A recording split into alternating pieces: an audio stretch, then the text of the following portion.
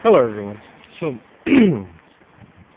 this is a refilm, a retake, or whatever, because apparently I lost my ability to upload very long videos because I had a video that was, there was an REM song, and I uploaded it one day, and it went up just fine.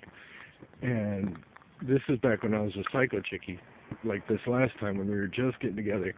And I kind of did some editing to it to kind of emphasize the point, but she missed the point, and she thought it was an insult to her, which I wasn't trying to do. So what I did was I re-edited it, and all of this was private anyway. It was unlisted, and it was just for her. So I re-edited it, and I like put full emphasis on the meaning of the song. I just brought it right out, and it was only going to be for her anyway. But as soon as the video finished processing, like the very instant it finished processing, it was blocked worldwide. So apparently I got the meaning of that, or whatever. But so I'm walking down private streets here, and so just being away from the cars should be able to knock out the 4 minutes that I went over on this video. And my phone keeps vibrating. I keep thinking the camera's going off. But so this is what I've decided. I'm going through, like, I'm processing a lot of this Psycho Chicky experience, and I'm trying to deal with it and get it in the past where it belongs, so that I can focus on the now, which is where I am right now anyway. And see the logic? And so what I'm experiencing is, like yesterday when I uploaded the video called Psycho Chicky. I'm walking uphill and I uploaded this, and I explained that this was kind of like therapy, this and writing the book that I'm writing about it. And so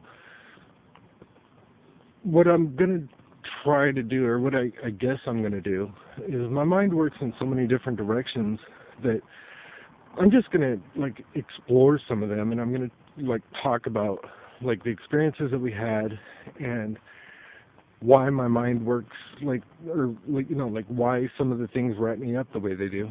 And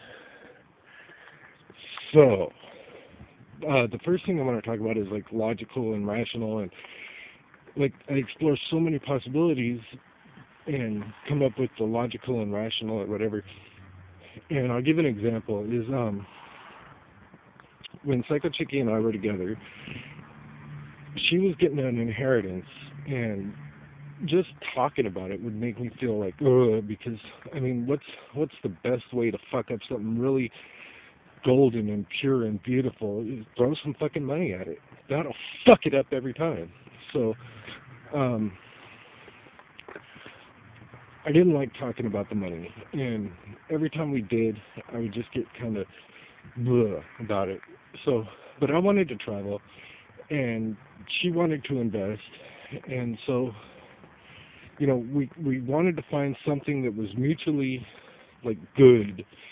And so what my proposal was she wanted to go around, and she wanted to check out communes, and she wanted to check out, go to conferences on, like, new age stuff and new ways to live in tune with the earth. And and I was wanting to explore, like, consciousness and consciousness studies, and I wanted to travel.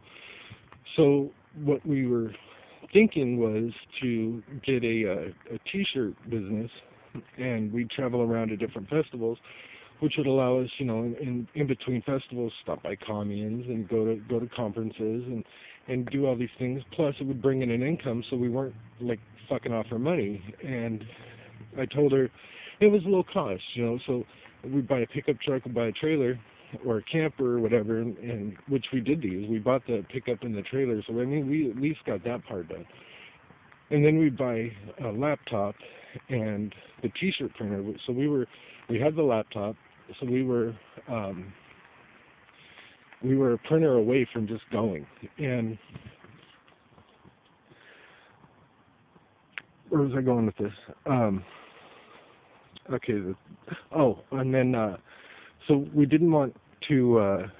We were kind of wanting to stray away from the fossil fuel thing. We both wanted that too, so we were thinking like biodiesel and other things that diesel engines can run off of. So we were thinking about, we were trying to do our best to run off nature, or not run off nature, but run off, stuff that wouldn't pollute the earth so bad. And we were even talking about getting a horse and carriage and just going that way. It would have just been tits for me. But I really would have liked that. So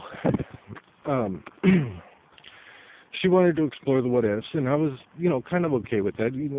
Some of the what ifs, but I mean, when we start doing, like every time we bring up an option, all of a sudden we were bringing up what ifs, like 20 what ifs to every, possibility, and like 20 ways to knock down every single possibility. I'm like, why are we focusing on such negativity? We focus on how this shit can succeed versus, knocking it in the dirt.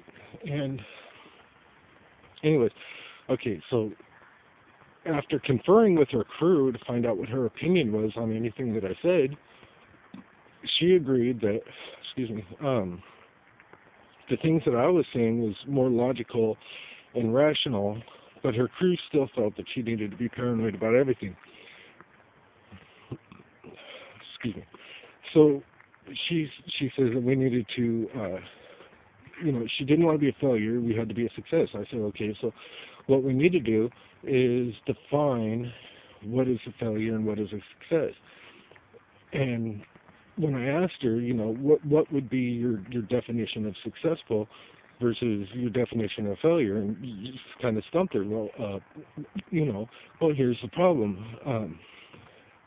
Nobody really has a definition of success. I mean, so if we say that to be successful means you're a billionaire, well, then what? So you're like a Rockefeller, and you have a bunch of money, and people are starving, and what are you doing with your money is what? I mean, because you can't spend it.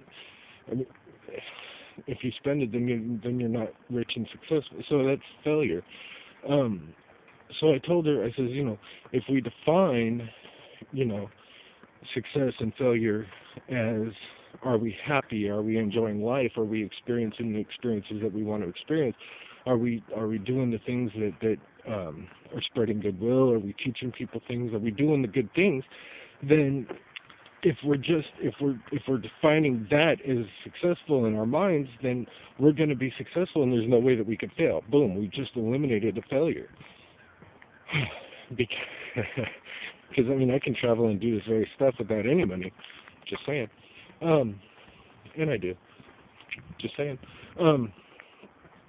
So, anyways, when we're going along with this failure thing, and I touched on this a little bit yesterday, with the way that men intimidate women into following their logic with that, if you do this, you're going to die. If you do that, you're going to die.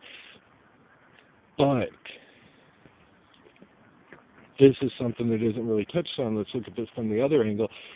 Women encourage this kind of thinking. So men like to be protected. Men like to be the defenders of the woman, And men, okay, so we look at women, we say, oh, man, that woman is beautiful. I'd love to be her, knight in shining armor. Here's what we don't seem to grasp is that beautiful princess, 9 times out of 10, was, somebody else's headache, just like a used car. I mean, I'm not knocking women here, but I'm not knocking men either. So women use this men protect me thing as a way to take advantage. I'm not saying all of them. I'm just saying that it's out there. And if you doubt me, think about it for a while. And on we go. So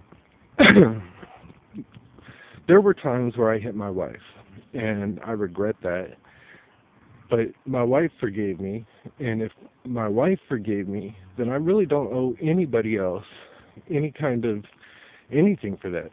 And these are things in my past. These are things that I've worked very hard to change myself from, and I'm still in the process of changing to become more of the man that I want to be versus the man that I was, because the man that I was is way back there in the past, and that's not who I is, and it's not who I'm going to be.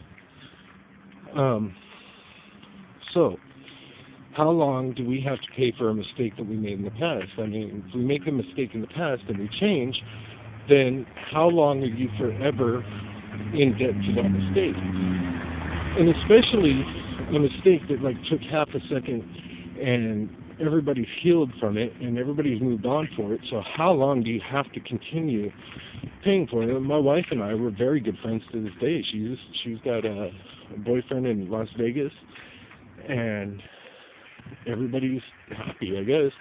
I'd kick her back quickly if she wanted to. But and I've got some spiritual hang-ups on that, but we could work through it. But now Psycho Chickie, she has a husband. So we were both married. We're both, fucking up there, but whew. And it's like Ann Wilson all over again. I'm just saying. So she brought up to her husband that I had hit my wife. Now, so there's a stereotype that goes along with this, and the stereotype is, if somebody hits his wife, then he's a wife beater. He comes home from work and he just pops her in the fucking head and starts banging his fucking head off his knee and just starts fucking, all this crazy shit. But it wasn't like that. It was, my wife knew full well the things that, would push my buttons or whatever when I was in that way that I was at that time. And, so I allowed her, I gave her the power over me to allow me to go into that way to hit her. She did her part, and I did my part, and we both agreed that that's the way that it went down. She'd get pissed off, and she'd be tired of and she'd push my buttons. She knew how to do it, and she'd do it. So I did my part, and I've paid my debts. And so, but I mean, it wasn't like constant beating. There was a lot of love in that relationship too. There was a lot of compassion and understanding. It wasn't like an everyday thing. It was very rare that I would hit her. And and as soon as I did, I was full of regret for it. Psycho Chickie, when she hit me, boy, she relished it. She fucking would punch me in the face. I told her I wanted her to get off, the drugs. And I told her, I said, because she was saying that the frustration and everything and the withdrawals, I said, okay, well, you can hit my chest. You can hit my chest and, calm or whatever, get out your frustrations. I'm going to be there for you. I'm going to walk with you. But she liked to hit me in the face, and she would do it with relish. You could see it in the eyes. It's fucking, like she got off on this fucking nastiness. And I didn't even get to talk about what I wanted to. So this is going to be a 2-part video. So we're up to 14 minutes now. Because I didn't even get to the part. So watch part 2 for more of the punching and beating on each other crap.